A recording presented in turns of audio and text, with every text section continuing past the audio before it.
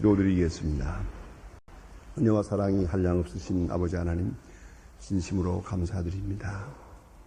이 비 오고 있는 이 아침에도 우리는 규례를 따라 모든 어려움을 무릅쓰고 주님 앞에 나왔습니다. 하나님 앞에 약속한 대로 시간을 하나님 앞에 바치며 성전에서 기도하며 찬송하며 말씀을 상고하며 그렇게 이날도 살아가기 위하여 이 새벽 주님 앞에 나왔습니다. 우리의 발걸음과 우리의 건강과 믿음을 지켜주신 하나님, 진심으로 감사합니다. 이 시간이 얼마나 소중한 시간임을 잠시도 잊지 않게 하시고, 또 우리가 기도함으로써 이 도성이 살고 이 나라가 살고, 우리가 기도함으로 우리가 위하여 기도하는 모든 사람들이 그 어디에 있든지 주의 복을 누릴 수 있음을 알고, 항상 기도의 제단, 기도의 불이 결코 꺼지지 않게 하여 주시옵소서.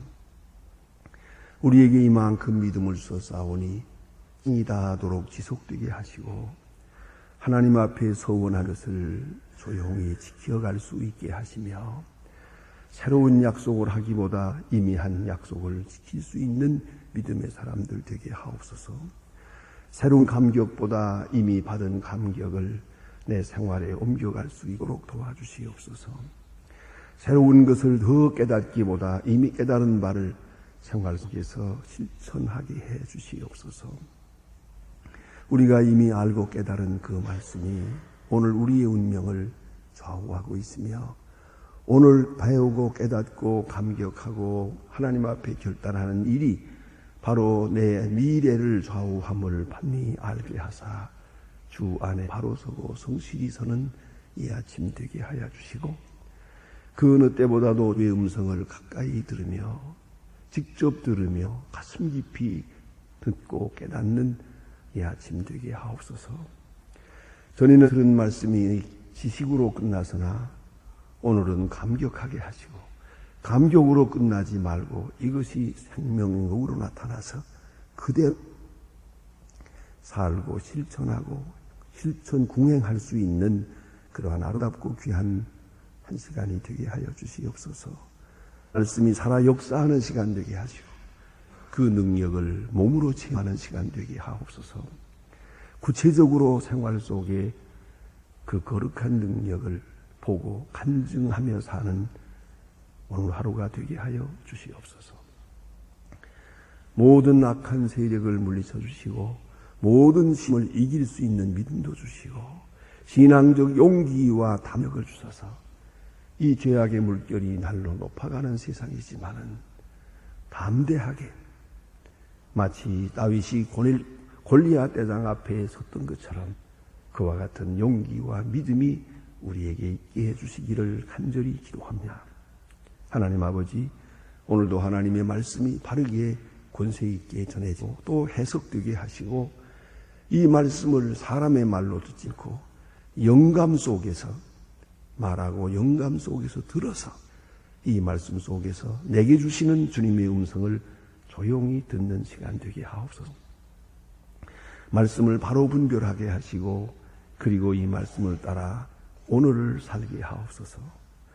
교회가 교회된 본분을 다하게 하시며 세우신 기관마다 또 일할 때마다 늘 즐거운 마음으로 감격한 마음으로 주를 섬기게 하여 주시옵소서. 주여, 이 나라를 진리 위에 세워주시되 이 혼란 속에 종이 주님의 뜻이 이루어지기를 바랍니다.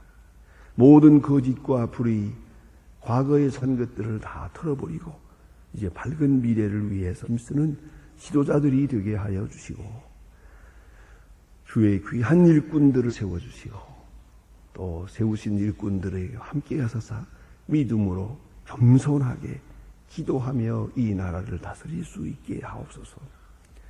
대통령에게 건강한 몸과 밝은 총명을 주시사 남은 임기 동안 그 본분을 다 쓸 수 있도록 도와주시고, 이제 남은 시간에는 믿음으로 할 수 있는 주님의 사람 되게 하옵소서. 온 국민이 한 마음 한 뜻 되고 진리 위에 굳게 서는 백성 되게 하여 주시옵소서. 저 북녘 땅에도 소속히 철이랑 말코 두어 주시고, 가난과 억압과 고통에서 자유하게 하소서. 이 극한 역사를 위해서 우리에게 맡겨진 일, 작은 일이지만 잘 감당하게 도와주시옵소서. 대학을 세워서 무지한 저들을 바른 세계로 인도할 수도 있으며, 또 적지만은 500명의 고아들을 계속적으로 믿음으로 잘 키울 수 있는 저희들이 되게 하여 주셔서, 우리가 모르는 가운데에 적은 겨자씨와 같은 역사가 나타나서 크고 놀라운 역사를 이루게 하여 주시옵소서. 오늘도 해외에 있든지 여행 중에 있든지 군문에 나가 있는 젊은이들과 공부하는 자녀들, 유학 중에 있는 학생들 하나하나 다 눈동자와 같이 지켜 보호하시며 믿음 위에 굳게 서게 하시고 늘 강건하게 하옵소서. 병중에 있는 분들과 슬픔을 당한 가정도 있습니다. 하나하나 위로해 주시옵소서. 주여 이 날이 복되게 하시고 주와 함께하며 주와 동행하며 그리고 주의 사랑을 확증하며 그 은혜에 감사 감격하는 간증이 있는 오늘 하루가 되게 하여 주시옵소서. 주 예수 그리스도의 이름으로 기도드립니다. 아멘. 하나님의 말씀 계속해서 오늘 누가복음 9장을 보게 되겠습니다. 누가복음 9장입니다.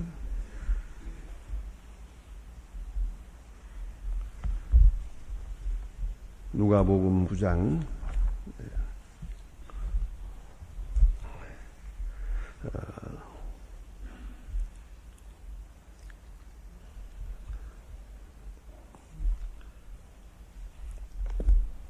오늘 아침에 7절로부터 11절까지 보겠습니다. 7절로 11절까지만 보겠습니다. 누가복음 9장 1절로 11절 찾으신 대로 다 같이 함께 봉독하겠습니다. 분봉왕 헤롯이 이 모든 일을 듣고 심히 당황하여 그는 혹 여원이 죽은 자 가운데서 살아났다고도 하며 혹 엘리야가 나타났다고도 하며 혹 선지자가 하나 나타났다고도 함이라. 헤롯이 가되 요한은 내가 목되어 죽였거늘 이제 이런 일이 들리니 이 사람이 누군고 하여 저를 보고자 하더라. 사도들이 돌아와 자기의 모든 행한 것을 예수께 고한 예리고 사요 베세다로 고을로 떠나가셨으나 무리가 알고 따라와 예수께서 저희를 영접하사 하나님의 나라의 일을 이야기하시 고치신 자를 고치시더라. 거기까지 보았습니다. 오늘 본문에는 헤롯에 대한 이야기와 또 예수님께서 베세다로 가셨다 하는 간단한 이야기가 여기 사적이 기록되어 있습니다만은 깊이 생각하면 이 한 구절 한 구절에 아주 엄청난 많은 뜻이 담겨 있는 것을 볼 수 있습니다. 자, 먼저 헤롯에 대한 이야기를 하겠습니다. 헤롯은 불의한 일을 했고 또 세례 요한이 그를 충고했습니다. 그래서는 안 되겠다고. 그러나 그 충고를 듣지 않고 세례 요한을 감옥에 넣었습니다. 그것이 잘못되었던 겁니다. 이렇게 감옥에 넣고 보니까 본의 아니게 이게 문제없이다. 헤롯은 절대로 세례 요한을 죽이려고 하지 않았습니다. 또 죽일 마음도 없었습니다. 단 회개하지 않았을 뿐이고 그 입을 닫게 하려는 것뿐입니다. 너무 시끄럽게 밖으로 다니면서 외치기 때문에 그것을 막으려고 하는 것뿐이었습니다. 그러나 죽일 수밖에 없는, 세례 요한을 죽일 수밖에 없는 그런 사건이 터졌습니다. 이 사실을 우리는 깊이 생각해야 합니다. 사람마다 죄를 지을 때 사실은 아주 깊은 뜻을 가지고 본의가 있어서 그렇게 꼭 그 죄를 짓는 그런 경우가 많지 않습니다. 사람은 그렇게 다 같이 악하지 않기 때문입니다. 근본적으로 악하지 않습니다. 그런데 문제는 그렇게 할 수밖에 없는 계기가 옵니다. 그게 문제죠. 회개하지 않을 때, 회개할 시간에 회개하지 않으면 원치 않는 죄를 많이 있게 됩니다. 그걸 잊지 말아야 합니다. 오래전에 그런 신문에서 보고 깜짝 놀랐던 그런 기억이 있습니다.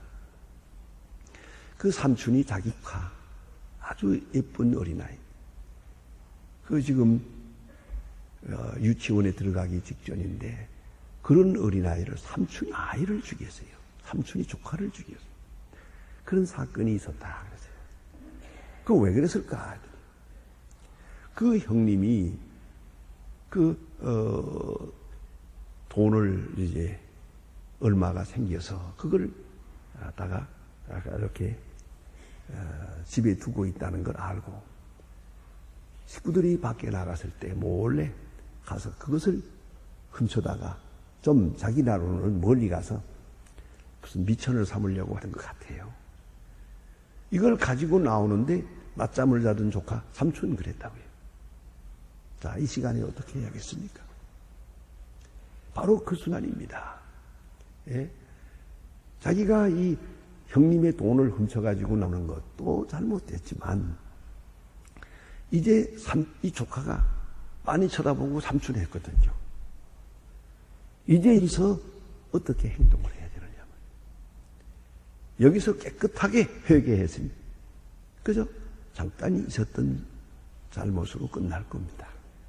그러나 그는 자기가 한 지금 행동을 이 완전 범죄로 만들어 버리려고 증거를 없애야 하니까 결국은 조카를 죽이게 됐어요.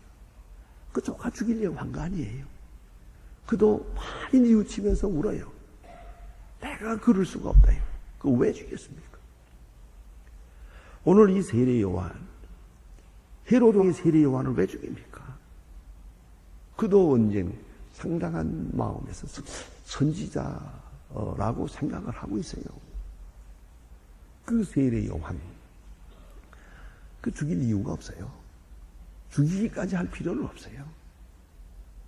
그런데 그의 죄를 회개하지 않고 있다 보니까 죽일 수밖에 없는 상황이 왔어요. 그래서 죽여버린 거예요. 그리고는 가책이 되는 거예요. 그럴 일은 안 했는데, 그러려고 했던 건 아닌데, 그래서는 안 되는데, 이 가책에 한평생 사는 거예요. 결국 이 헤롯은 그것 때문에 마지막에 비참하게 죽어요. 아주 비참하게 죽었어요. 그걸 우리가 생각해 보세요. 이 가책에서 한평생을 헤어나지 못해요. 그 왜 원치 않는 죄를 지었나 이 말이에요. 그렇듯이 우리는 죄라고 할 때 전부가 내가 원해서 짓는 것 같이 생각하지만 이미 지은 죄에 대한 회개가 없을 때 본의 아니게 큰 죄를 더 지을 수밖에 없게 되어진다는 것이죠. 오늘 예수님께서 역사하신다 하는 소문을 듣게 될 때 이 헤로드 왕은 생각합니다. 애가 죽인 세례 요한이 살아났다고. 왜 그렇게 생각해야 했습니까? 왜 그런 깊은 가책에 살아가야 했습니까? 그것을 생각해야 됩니다. 그래서 이 사람이 누군고 하며 저를 보고자 하더라. 보고자 하더라. 볼 수 있잖아요. 이 좀 소극적인 거예요. 찾아갔으면 되는 거죠. 자기가 겸손하게 찾아가도 되고 어쩌면 모셔와도 될 것이고 얼마든지 가능한데 보고자 하는 호기심에 끝났어요. 이 헤롯이 예수님을 만났어요. 그때는 예수님이 체포돼가지고 왔을 때예요. 이 얼마나 유감된 일입니까? 오고자 했는데요. 그때 보았어야지.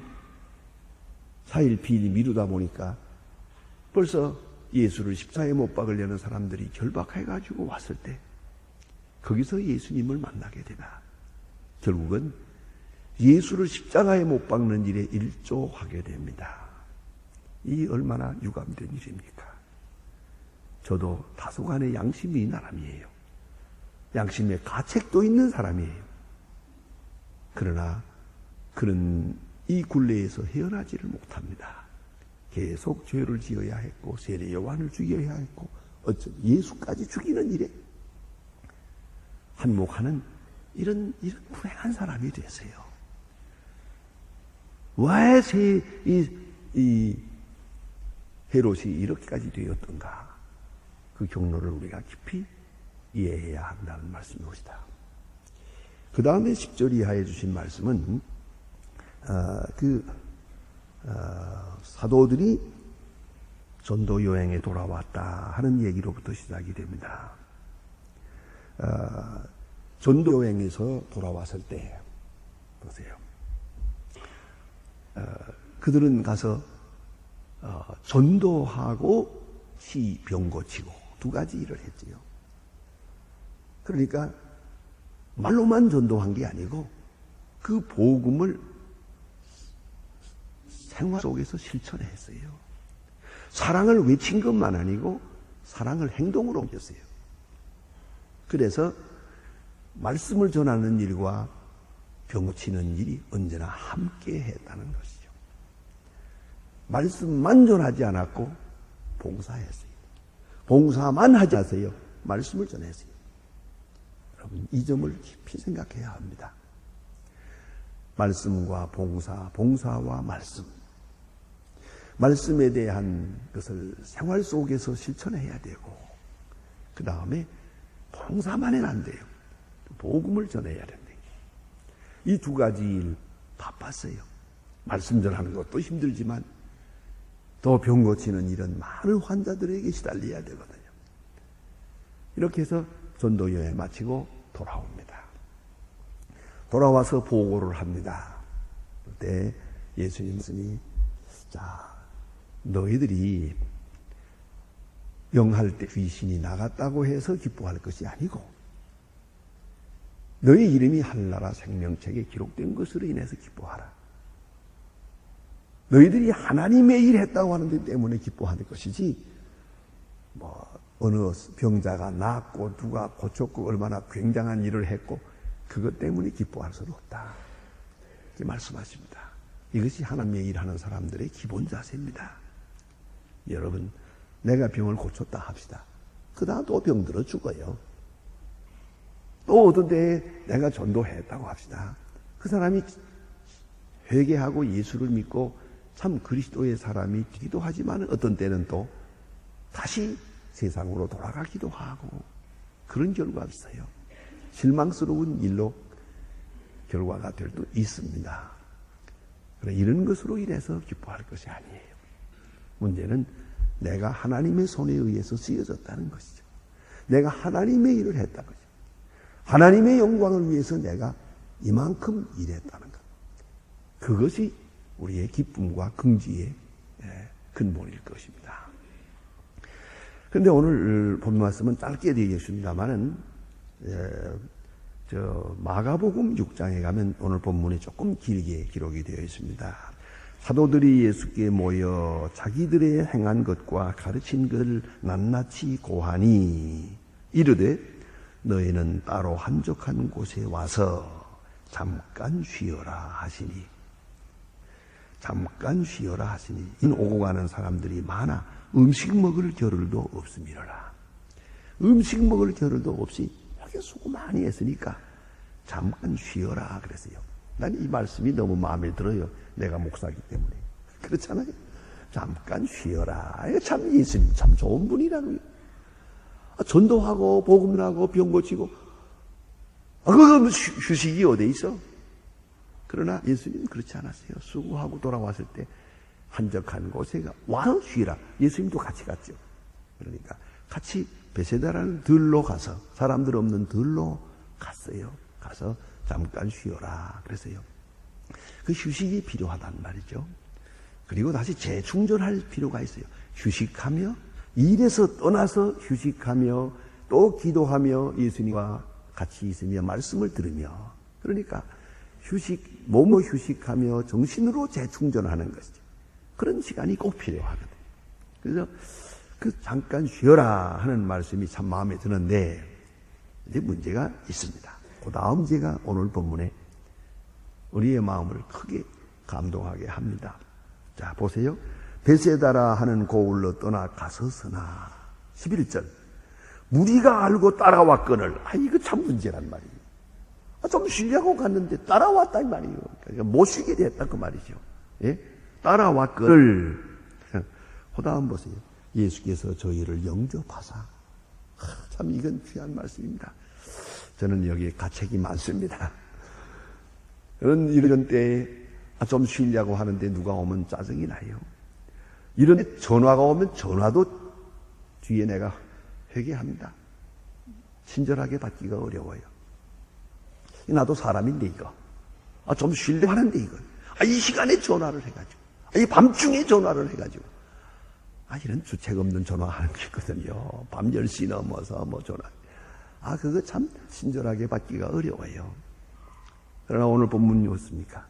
한적한 곳에 가서 쉬자 하고 제자들과 같이 갔는데 사람들이 따라왔어요.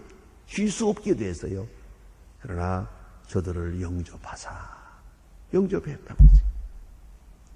이 얼마나 좀 귀중한 말씀입니까?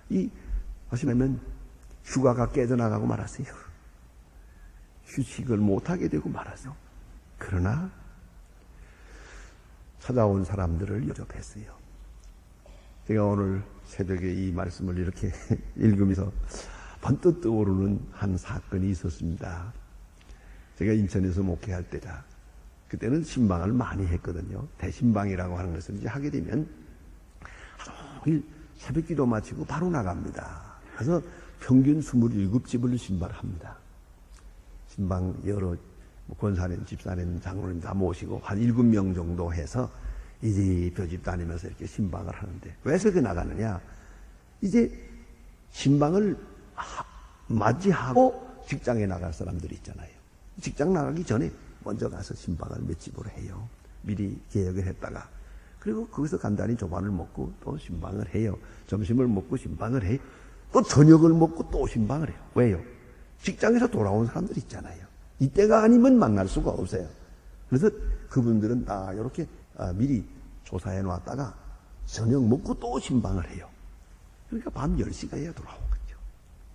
이제 아주 녹초가 돼가지고 돌아와요. 어떤 때는 막 이 혀가 아파요, 혀가. 하루 종일 말을 했으니까요. 얼마나 피곤해가지고 아주 속임치가 돼가지고 돌아왔거든요. 돌아와서 언젠가예요. 문간에 딱 서는데 깜깜한데 문간에 들어가려고 하는데 목사님 그러대요. 쭉 보니까 글쎄 젊은 사람 나가 서 있어요. 왜 왔냐 그러니까 이름을 대는데 아무 권사님 지금 병중에 있는데 아무래도 임종할 것 같아요. 목사님 오셔서 임종 기도해 주셔야겠습니다. 자, 이 시간에 어떻게 하면 좋겠습니까? 흔히 말하는 나도 사람인데 이제 좀 쉬어갔는데 내일 새벽기도 또 인도해 갔는데 그러니 어떻게 하겠어요? 그래 같이 있었던 부목사님, 전도사님 우리 같이 갈까요? 그랬더니 이제 지금 어딜 가요? 그리고 그러면 집으로 들어가 버려요 그냥. 할 수 없지. 나 혼자 가지. 가자. 그래서 가서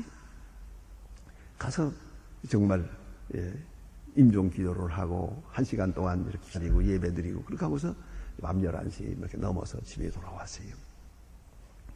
자, 이런 때 말입니다. 자, 이게 피곤한 시간인데 조금 쉬려고 하는데 바로 그 시간에 찾아오는 사람 또 그 일을 해야 될 때 이게 참 힘들거든요.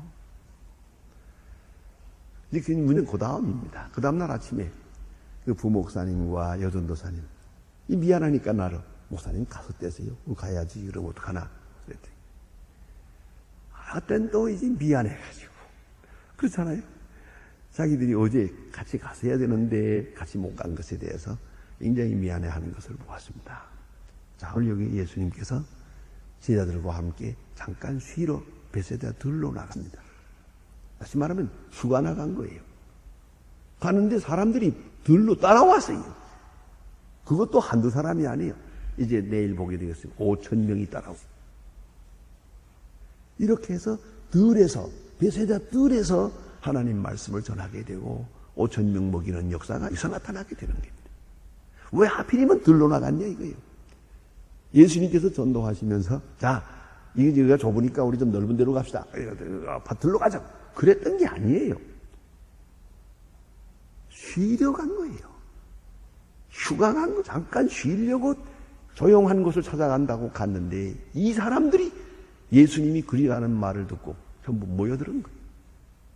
그래서 그들을 맞이하게 됐다. 여러분 생각해 보세요. 오늘 본문에 보니 예수님께서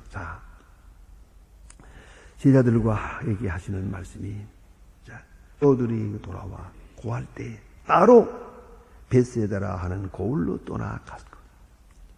그러나 무리가 알고 따라왔거늘 예수께서 저희를 영접하사 하나님 나라의 일을 이야기하시며 병을 고치는 일을 고치시더라. 그랬어요. 예수님 휴가가 깨졌어요. 그러나 불평하지 않았어요. 저들을 영접했어요. 밝은 마음으로 영접했어요.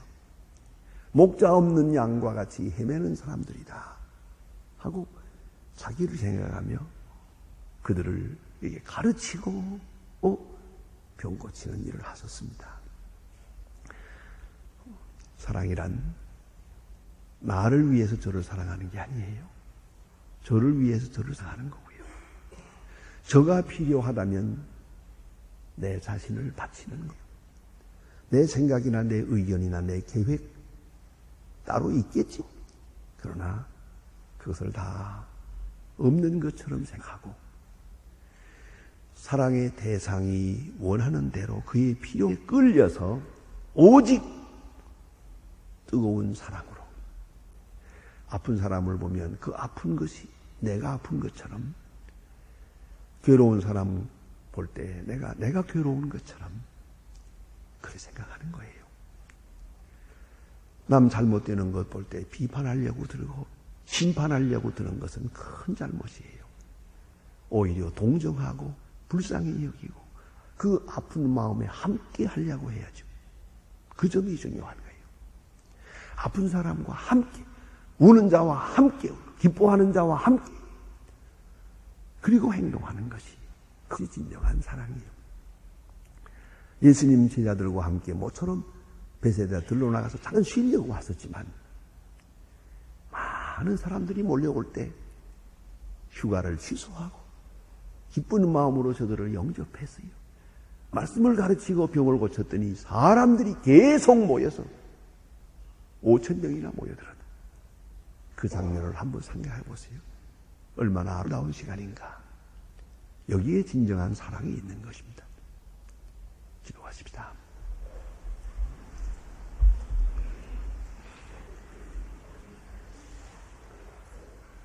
하늘에 계신 우리 아버지시여, 이름이 거룩히 여김을 받으시오며 나라의 마옵시며 뜻이 하늘에서 이룬 것 같이 땅에서도 이루어지이다.